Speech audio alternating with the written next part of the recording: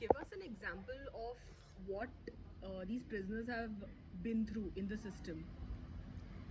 Yeah, I can at least give you maybe, if not more, at least two examples. One case which we did, in fact, I did not meet him because uh, we were doing this person's case and he was very sick and he needed to go to the hospital because he had a tube in his stomach and he could not eat through his mouth, but he had to be fed through the tube.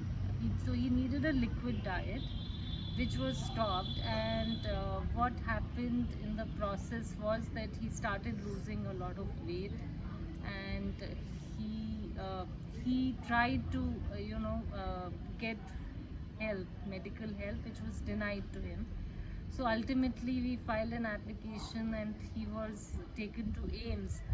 But by the time we did go to the High Court and everything, we realized that he had already died.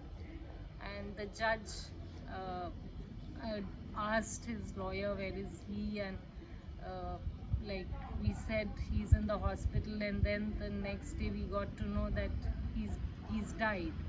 So that was a big shock because we were trying desperately to get him medical help, and he was suffering from a lot of mental trauma because he had some suicidal tendencies, because of which he had consumed acid. So he somehow got into this because where he was staying, the old age home, it got burned, so they caught him.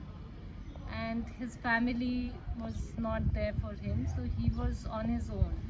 And we tried to do his case, and I still remember we called like all the doctors for the cross examination. We even called the superintendent, and the case.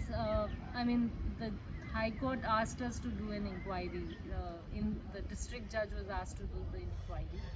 So we did the inquiry where we called a lot of doctors and this thing. The only thing which the district judge, he gave us a report that it was not a natural death and there was some failure, but he was still unwilling to point, you know, that who was responsible. And we knew exactly, there was the medical officer at that time who and the superintendent in collusion sort of, or just carelessness, they did not think of his problem seriously.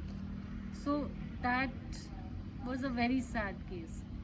And another case I know personally, who I am still in touch with, he was also an innocent person and he got involved. Uh, he himself was trying to go abroad and some agent duped them, and the agent ran away and he got caught because he himself was trying to go abroad. So through the embassy, because he was there with the papers, they caught him. And he was just a normal person who wanted to go abroad for some work. And even, I mean, I know 1 year he was in the jail. His family stopped talking to him, and he suffered so much trauma.